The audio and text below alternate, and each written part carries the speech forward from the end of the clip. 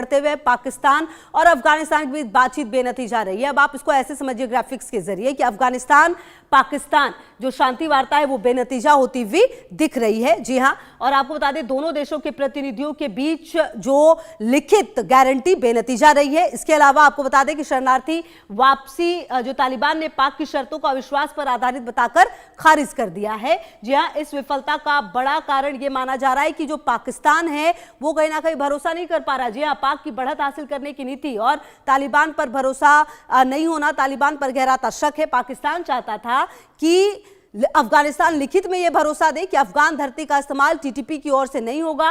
तालिबान ने इसे अपनी संप्रभुता पर चोट बनाते हुए साफ इनकार कर दिया है। जी हां, और अफगानिस्तान ने पाकिस्तान पर आरोप लगाया है और आरोप यह भी कि अफगान शरणार्थियों की जबरन जो पाकिस्तान है वापसी कराकर मानवीय संकट खड़ा कर रहा है पाकिस्तान, ये आरोप भी लगाए जा रहे हैं। और कहीं ना कहीं जो आरोप प्रत्यारोप का दौर है वो लगातार चल रहा है। इस्लामाबाद शरणार्थियों के मुद्दे को राजनीतिक ब्लैकमेल औजार की तरह इस्तेमाल कर रहा है। तो ये वो तमाम वजह है जिससे ऐसा लग रहा है कि ये वार्ता फिलहाल विफल हो गई है, लेकिन कब तक ये विफल रहेगी ये देखना बेहद महत्वपूर्ण होगा। और देखिए इस पूरे मुद्दे पर हम बातचीत करेंगे और कर्नल रिटायर्ड टीपी त्यागी सर हमारे साथ जुड़ गए, रक्षा विशेषज्ञ हैं। Very good morning sir. मेरा पहला सवाल यही है सर कि जिस तरह से, और हमारे साथ मेजर जनरल रिटायर्ड पीके सहगल जी भी जुड़ गए, रक्षा विशेषज्ञ। सर आपका भी बहुत स्वागत है। टीपी त्यागी सर, पहला सवाल मेरा आपसे यही कि जिस तरह की स्थिति नजर आ रही है, 9 घंटे की ये वार्ता थी, वार्ता विफल हो गई। इससे पहले पाकिस्तान के जो रक्षा मंत्री हैं उन्होंने खुलेआम धमकी भी दी थी कि अगर वार्ता विफल रही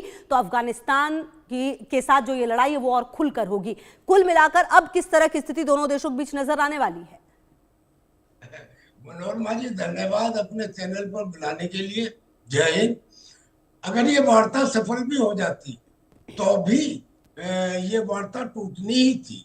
ये पीस जो एग्रीमेंट किए जाते हैं दरअसल में वो एग्रीमेंट तोड़ने के लिए ही किए जाते हैं। सवाल सिर्फ ये रहता है कि कितने दिन के बाद टूटेंगे। तो उसमें पहले भी यही प्रॉब्लम थी कि अफगानिस्तान लिख के नहीं दे सकता कि तालिबान क्या बोलते हैं टीटीपी यानी कि तहरीके तालिबान पाकिस्तान हमारी धरती से ऑपरेट नहीं करेंगे, क्योंकि वो उन्हें एक किस्म से अपना गेस्ट मानता है और टीटीपी के उद्देश्यों में शामिल है तालिबान सरकार जो अफगानिस्तान में है उसे अपहोल्ड करना। तो लिहाजा अफगानिस्तान लिख के देने का तो सवाल ही नहीं उठता। पाकिस्तान ने यहाँ तक कहा था कि अगर हम आपको जहाँ पे तालिबान टीटीपी के लोग हैं आपके देश में, अगर हम उनके लैटिट्यूड लॉन्गिट्यूड कोऑर्डिनेट सप्लाई करें तो क्या तब आप उनके ऊपर एक्शन लेंगे? इसके लिए भी अफगानिस्तान ने मना कर दिया। अब पाकिस्तान ये कह रहा है और पहले ही कह दिया था कि अगर ये संधि वार्ता नहीं होता है तो इसे खुले जंग का ऐलान समझ लें। कौन कह रहे हैं? ख्वाजा शरीफ।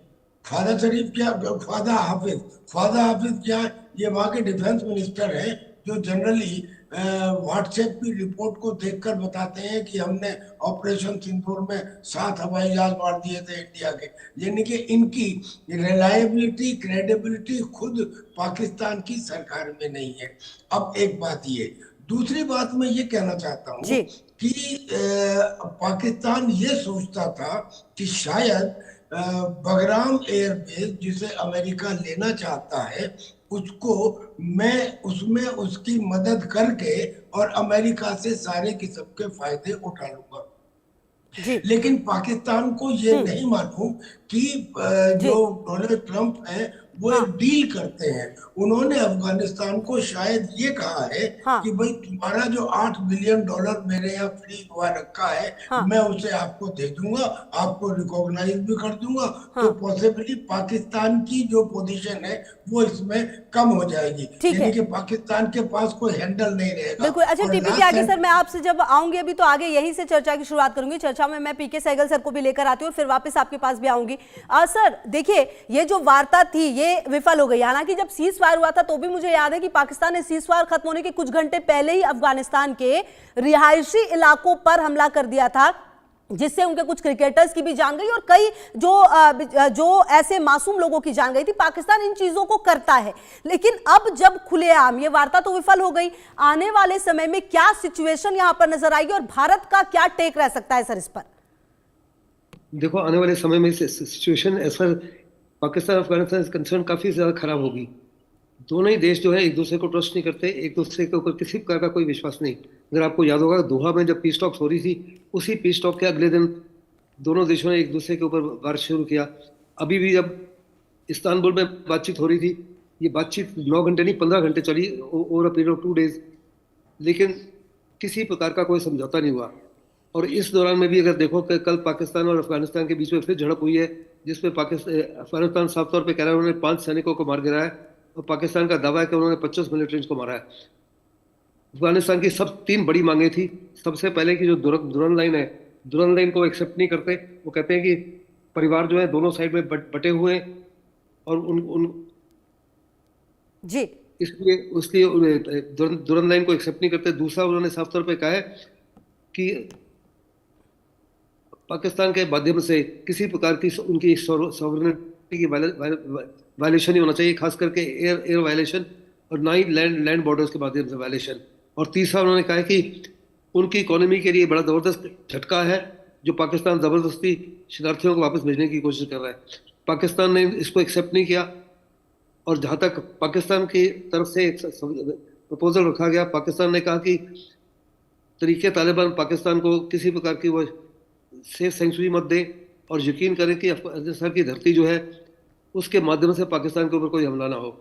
इसको अफगानिस्तान ने नहीं एक्सेप्ट किया, ये कहकर कि तरीके तालिबान पाकिस्तान जो है वो अफगानिस्तान में काम नहीं करता, वो उनकी धरती पर है ही नहीं है, वो पख्तूनख्वा में है, और पख्तूनख्वा के माध्यम से ही वो पाकिस्तान के ऊपर हमले कर रहा है, और उनका किसी प्रकार से टीटीपी के ऊपर कोई कंट्रोल नहीं है। तो ऐसे में किसी प्रकार से, और साथ ही साथ जब ये पीस टॉक्स हो रही थी दोहा में भी और अभी इस्तांबुल में भी, तो पाकिस्तान के ख्वाजा जो हैं उनके डिफेंस मिनिस्टर ने साफ तौर पे तालिबान को कहा था कि अगर समझौता नहीं हुआ तो जंग के अलावा कोई ऑप्शन नहीं है। पाकिस्तान नहीं जानता या जानता है और उसको नज़रअंदाज कर रहा है कि तालिबान एक ऐसी शक्ति है जिसने 2 सुपर पावर्स को हराया। 40 साल से उसके लड़ाके जो है बैटल टेस्टेड है, बैटल हार्डन है, सन ऑफ द सॉइल्स है, ज़मीन को बहुत अच्छी तरह से जानते हैं, अच्छी तरह पहचानते हैं, और बड़े पैमाने पर पाकिस्तान को नुकसान पहुंचा सकते हैं। पाकिस्तान को लगता है कि उसके हवाई ताकत है, वो भूल रहा है कि सोवियत यूनियन के पास पाकिस्तान से 100 गुना ज़्यादा हवाई ताकत थी। और जहाँ तक अमेरिका नेटो का ताल्लुक है, उनके पास टेक्नोलॉजी थी, उनके पास सर्वेलेंस थी, रिकॉनेसेंस कैपेबिलिटी, हवाई ताकत बहुत ज़्यादा थी। उसके बावजूद भी जीत किसकी हुई? तालिबान की।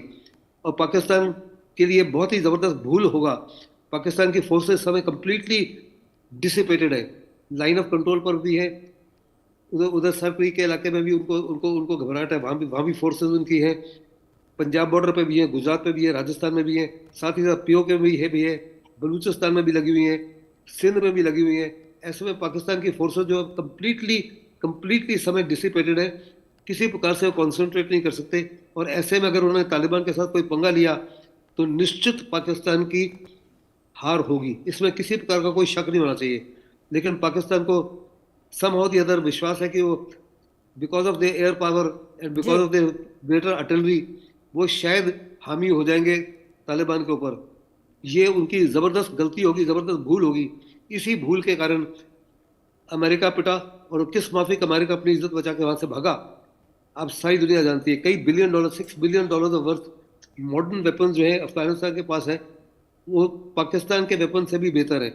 शायद पाकिस्तान को लगता है कि अमेरिका जो है उसकी मदद करेगा, क्योंकि 2 बारी, अब देखो आसिफ मुनीर जो है व्हाइट हाउस में 2 बारी अमेरिका हुआ है। एक बार व्हाइट हाउस में गए और दूसरी बार दोबारा गए जब वो कटोरा लेके दिखा रहे थे कि हमारे पास रेयर अर्थ है जो हम आपको देने के लिए तैयार हैं।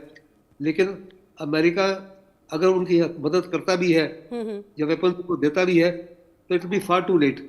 हाँ। अमेरिका ने बड़ी कोशिश कर ली, 16 साल तक कोशिश कर ली तालिबान के ऊपर हामी होने के लिए, लेकिन वो किसी प्रकार से हामी नहीं हुए। ब्रिटेन ने कोशिश कर ली, नेटो ने कोशिश कर ली। और अगर अफगानिस्तान का इतिहास देखो तो 322 BC में अलेक्जेंडर के अलावा अफगानिस्तान ने आज तक किसी के सामने झुका नहीं, किसी के सामने उसकी डिफीट नहीं हुई।